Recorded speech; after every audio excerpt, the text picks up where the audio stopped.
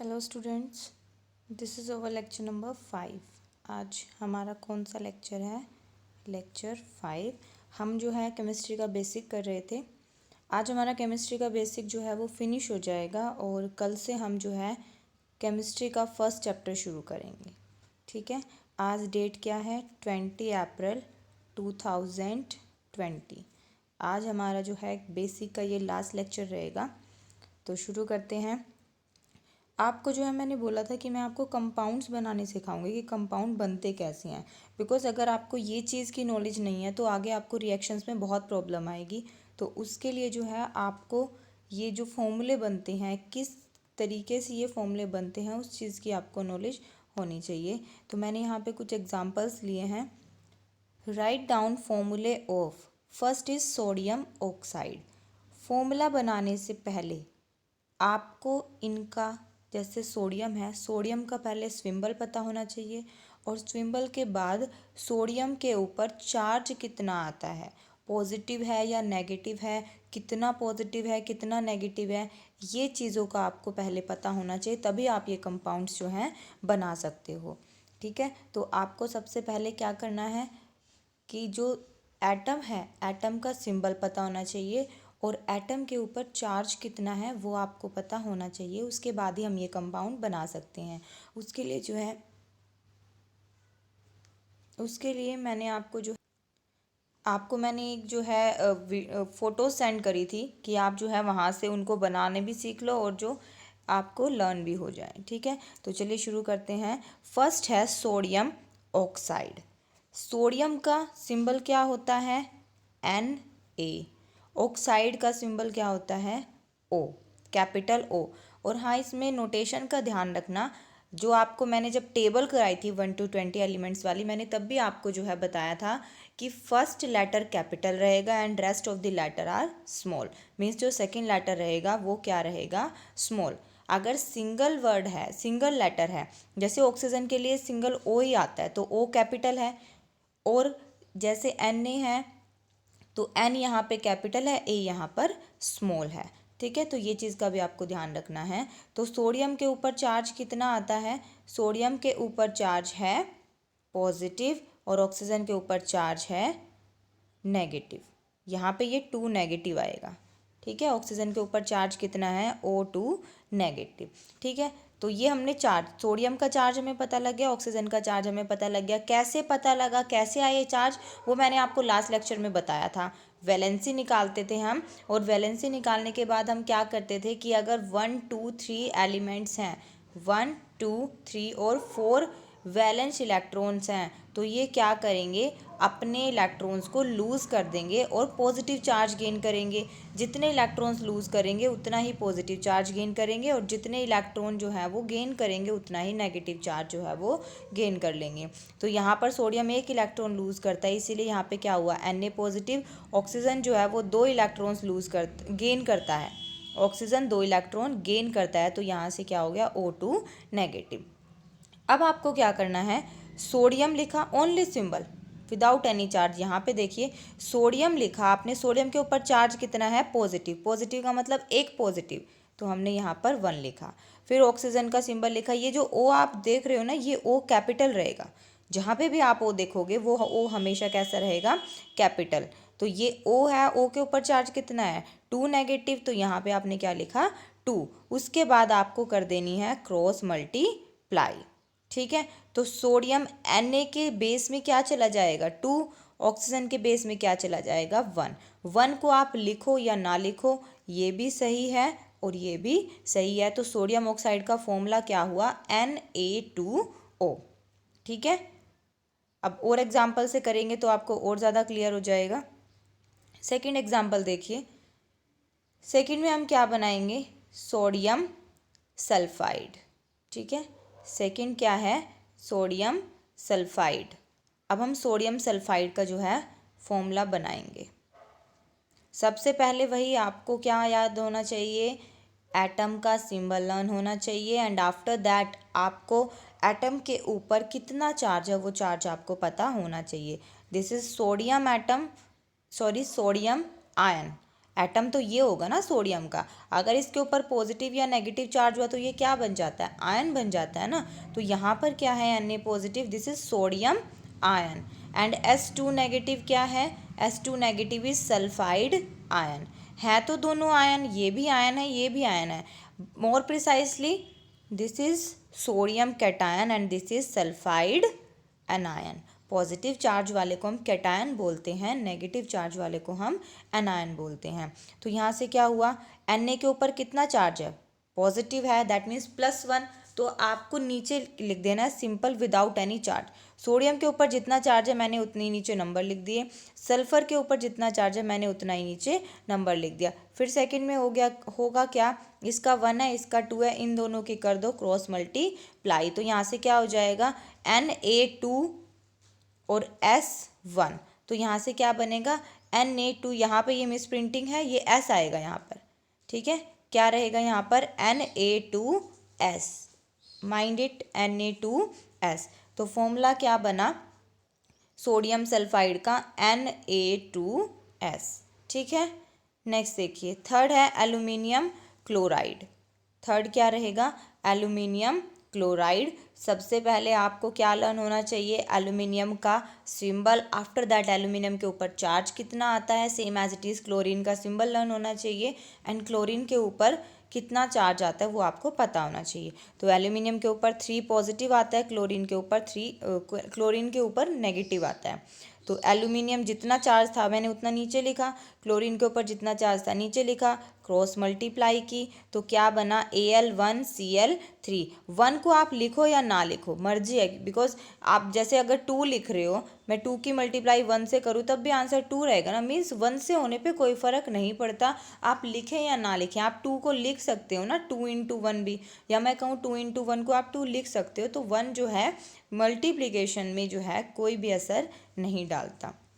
1 की बात करें, बाकी नंबर्स का अफेक्ट पड़ता है, ठीक है। तो फॉर्मूला क्या बना, AlCl3। नेक्स्ट हमें बनाना है मैग्नीशियम हाइड्रोक्साइड। क्या बनाएंगे हम नेक्स्ट, मैग्नीशियम हाइड्रोक्साइड। तो मैग्नीशियम का आपको सिंबल लर्न होना चाहिए, मैग्नीशियम के ऊपर चार्ज आपको पता होना चाहिए, हाइड्रोक्साइड का सिंबल पता होना चाहिए और हाइड्रोक्साइड का चार्ज आपको पता होना चाहिए। मैं लास्ट वीडियो में जो है, लास्ट मैंने आपको ये अलग से फ़ोटोज़ दी थी, तो वहाँ पे आपने ये किया होगा, ठीक है। तो मैग्नीशियम के ऊपर कितना चार्ज, 2 पॉजिटिव, तो बेस में 2 आया इसके। ऑक्सीजन हाइड्रोक्साइड, अच्छा यहाँ पर जो है ना OH आएगा, यहाँ पर क्या आएगा OH। OH के ऊपर चार्ज कितना है, +1। तो यहाँ से क्या बना, क्रॉस मल्टीप्लाई करोगे जब आप तो Mg1OH2। अच्छा यहाँ पे एक चीज़ और मेन ध्यान रखने वाली बात है, O भी कैपिटल है H भी कैपिटल है। यहाँ पे मत करना कि OH कर दो, बिकॉज O अलग एग्जिस्ट करता है H अलग एग्जिस्ट करता है। O stands for oxygen and H stands for hydrogen, यहाँ पर दोनों कैपिटल रहेंगे। ये आपने जब बुक में पढ़ा होगा ना, जब मैंने आपको ये फ़ोटोज़ दी थी वहाँ पे आपने देखा होगा कि OH नेगेटिव ऐसे होगा, SO4 2 नेगेटिव ऐसे होगा, मीन्स ये दोनों क्या होंगे, कैपिटल होंगे। तो यहाँ पे क्या रहेगा Mg1, तो OH के बेस में अब कितना आने वाला है, यहाँ से देखें हम तो 2 आएगा ना, तो ब्रैकेट लगा के ही 2 आपको लिखना है। अगर आपने ऐसे लिखा ना MgOH2, इसका मतलब तो 2 सिर्फ हाइड्रोजन के पास है, O के पास हाइड्रोजन नहीं है, लेकिन यहाँ तो मल्टीप्लाई O से भी हो रही है ना, तो आपको यहाँ पर जो है ब्रैकेट लगानी मस्ट है। मस्ट का मतलब आप समझते होंगे बहुत ज़्यादा ज़रूरी है। तो फॉर्मूला क्या बना, MgOH2, और इसको हम क्या बोलते हैं, मिल्क ऑफ मैग्नीशिया, ठीक है। ये इसका कॉमन नेम है, मिल्क ऑफ मैग्नीशिया। नेक्स्ट देखिए, एल्यूमिनियम सल्फेट बनाना है अब हमने। तो एल्यूमिनियम का सिंबल Al3 पॉजिटिव अभी किया था, सल्फेट का सिंबल SO4 2 नेगेटिव। एल्यूमिनियम का चार्ज 3, SO4 का चार्ज कितना है 2। नीचे आपको विदाउट एनी चार्ज लिखना है। तो यहाँ से अब आप करोगे इनकी क्रॉस मल्टीप्लाई, तो Al कितना आया 2, SO4 कितना आया 3। यहाँ पे भी आपने ध्यान दिया होगा कि मैंने ब्रैकेट लगा के 3 लिखा है, बिकॉज सल्फर अलग है ऑक्सीजन अलग है, ठीक है। तो ब्रैकेट लगानी यहाँ पर मस्ट है। नेक्स्ट देखिए कैल्शियम क्लोराइड। कैल्शियम के ऊपर चार्ज कितना है 2 पॉजिटिव, क्लोरीन के ऊपर चार्ज कितना है नेगेटिव। तो Ca का आ गया 2, क्लोरीन का आ गया 1, क्रॉस मल्टीप्लाई, तो यहाँ से Ca के ऊपर चार्ज कितना आया 1 और क्लोरीन के ऊपर चार्ज कितना आया 2, तो कंपाउंड क्या बना CaCl2। आई होप आपको समझ में आ रहा होगा। नेक्स्ट देखिए पोटेशियम नाइट्रेट, समझ में उसी को आ रहा होगा जिसने जो है ना वो फॉर्मूले लर्न करने की कोशिश की होगी। मैं भी मानती हूँ एक साथ आपको जो है वो फॉर्मूले लर्न नहीं होंगे, लेकिन अगर आप रेगुलरली प्रैक्टिस करोगे ना तो रेगुलरली प्रैक्टिस से जो है आपको ये सारे कंपाउंड्स के फॉर्मूले जो हैं वो लर्न हो जाएंगे। अगर आपको फॉर्मूले लर्न नहीं है तो आपको जो है बहुत प्रॉब्लम आने वाली है आगे। नेक्स्ट देखिए पोटेशियम नाइट्रेट, पोटेशियम का सिंबल K पॉजिटिव एन और नाइट्रेट का सिंबल NO3 नेगेटिव। पोटेशियम के ऊपर चार्ज कितना आता है 1 था तो नीचे 1 लिखा, NO4 के ऊपर भी 1 था, क्रॉस मल्टीप्लाई 1 लिखे या ना लिखे कोई फ़र्क नहीं पड़ता, तो फॉर्मूला क्या बना KNO3। K भी कैपिटल, N भी कैपिटल और ये O भी कैपिटल है। O जहाँ भी देखोगे ना आप, जहाँ पे भी O लिखा हुआ है वो कैपिटल है, ठीक है। फिर है कैल्शियम कार्बोनेट, कैल्शियम का सिंबल Ca2 पॉजिटिव, कार्बोनेट का सिंबल CO3 2 नेगेटिव। यहाँ थोड़ा ध्यान से देखना, कैल्शियम का Ca2 पॉजिटिव इतना ही पॉजिटिव है और इतना ही नेगेटिव है, तो Ca2 CO3 2 क्रॉस मल्टीप्लाई की तो Ca2 CO3 वो आपको बताया था मैंने कि ब्रैकेट लगा के लिखना है, बिकॉज दोनों कम अलग अलग एटम्स हैं तो ब्रैकेट में लिखना पड़ेगा आपको यहाँ पे। तो यहाँ पे क्या हुआ Ca2 क्रॉस मल्टीप्लाई जब हमने की तो Ca2 CO3 2। अब देखिए 2 ना यहाँ पे कॉमन है, जो कॉमन चीज़ होती है ना जब आप कंपाउंड्स बनाते हो तो आपको क्या करना होता है, आपको जो है ना ये कॉमन चीज़ को हटाना होता है। दैट मीन्स आप समझ लो मैंने 2 से जो है इन दोनों को डिवाइड कर दिया, या मैं कहूँ कि 2 जो है मैंने यहाँ से कॉमन ले लिया, कुछ भी आप बोल सकते हो। तो दोनों कॉमन चीज़ है ना, तो यहाँ से आपने इसको भी जब मैं 2 से डिवाइड करूँगी तो ये 1 बन जाएगा, यहाँ पे 1 है, इसको भी जब मैं 2 से डिवाइड करूँगी तो यहाँ भी 1 बन जाएगा। तो फॉर्मूला क्या बना CaCO3, ठीक है। अब देखिए वाटर का फॉर्मूला कैसे बना है, वाटर सबको पता है H2O होता है फॉर्मूला। अब हम देखेंगे कि बना कैसे है।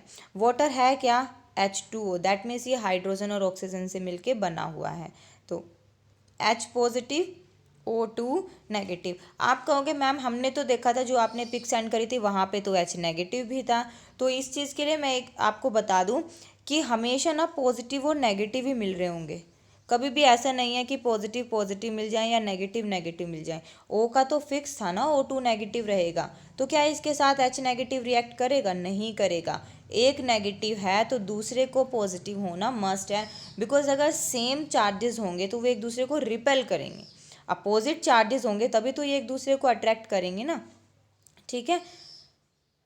तो यहाँ पे इसीलिए आपको क्या लेना होगा, H का पॉजिटिव लेना होगा और ऑक्सीजन का जो है नेगेटिव, ऑक्सीजन का तो है ही नेगेटिव, कितना नेगेटिव 2 नेगेटिव, तो हाइड्रोजन का चार्ज 1 ऑक्सीजन का चार्ज 2, तो फॉर्मूला क्या बना H2O। तो आपको पता लग गया होगा कि ये फॉर्मूला बना कैसे है। नेक्स्ट देखिए कार्बन डाइऑक्साइड, कार्बन डाइऑक्साइड का कैसे बनाएंगे हम फॉर्मूला।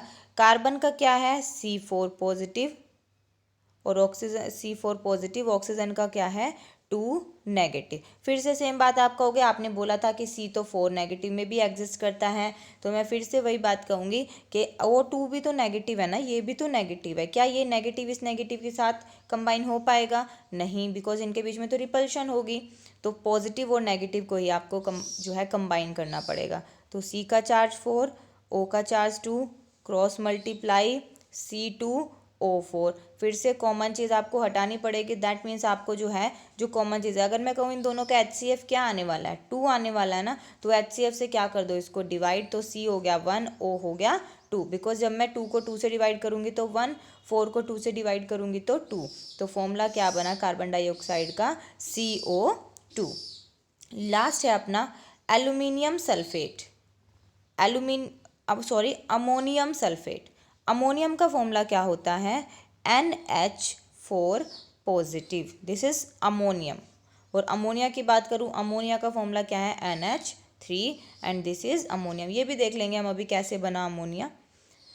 तो देखिए यहाँ से SO4 2 नेगेटिव है सल्फेट का, अब NH4 का कितना है पॉजिटिव, SO4 का कितना है 2, तो क्रॉस मल्टीप्लाई फॉर्मूला क्या बना, देखो NH दोनों कंपाउंड्स हैं तो यहाँ लगेगी ब्रैकेट और SO4, तो फॉर्मूला क्या बना NH4 ब्रैकेट 2 SO4। अमोनिया भी देखिए कैसे बना, वो मैंने लिखा नहीं था यहाँ पे, बाकी मैं आपको यहीं बता देती हूँ।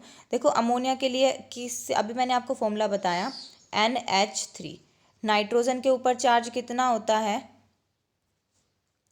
नाइट्रोजन के ऊपर चार्ज होता है 3 नेगेटिव, और हाइड्रोजन के ऊपर क्या लेना पड़ेगा आपको, पॉजिटिव। ठीक है, इसको थोड़ा सा रीअरेंज कर दो, रीअरेंज ना भी करो, ऐसे कर लेते हैं।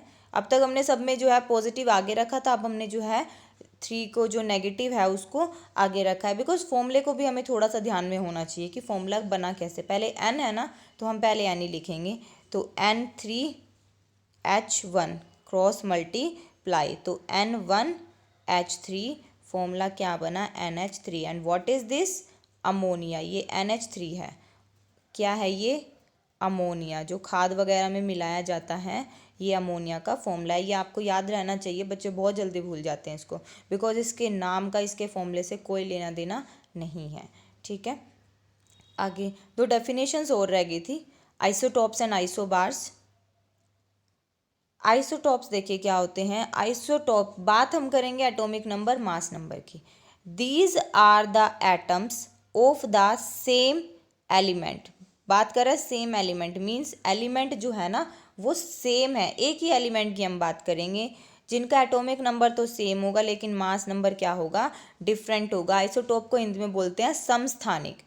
किसी तत्व के ऐसे परमाणु, ऐसे एटम जिनकी परमाणु संख्या, दैट मीन्स एटॉमिक नंबर तो सेम है लेकिन एटॉमिक मास जो है वो डिफरेंट है। नीचे देखिए एग्जांपल में कार्बन लिखा हुआ है, कार्बन का एटॉमिक नंबर, दोनों कार्बन है, एटॉमिक नंबर कितना है 6, मास नंबर इसका कितना है 12, इसका मास नंबर कितना है 14। अब आप कहोगे कि मैम आपने जब टेबल लिखवाई थी आपने तो सिर्फ कार्बन का जो है एटॉमिक मास सिर्फ 12 लिखवाया था, तो ये इसका आइसोटोप है। ये भी जहाँ आपने, जब आप जो है पीरियोडिक टेबल पढ़ोगे ना आगे 5th चैप्टर में, तो वहाँ पे आप देखोगे कि आइसोटॉप्स जो है ना, जिस पोजीशन पे ये कार्बन पड़ा होता है उसी के साथ में जो है उसके आइसोटॉप्स भी प्रेजेंट होते हैं पीरियोडिक टेबल में। मेन यही है, ये तो इसका आइसोटॉप हो गया, ठीक है ना, ये आइसोटॉप्स हैं, मेन रहेगा यही वाला। जो कार्बन का अगर आपको कोई क्वेश्चन भी आ जाए तो उसमें आपको कार्बन का मास 12 लेके ही करना है, तो दिस इज मेन जो है आइसोटोप है कार्बन का, ये सेकंड है आइसोटोप, दो आइसोटोप होते हैं।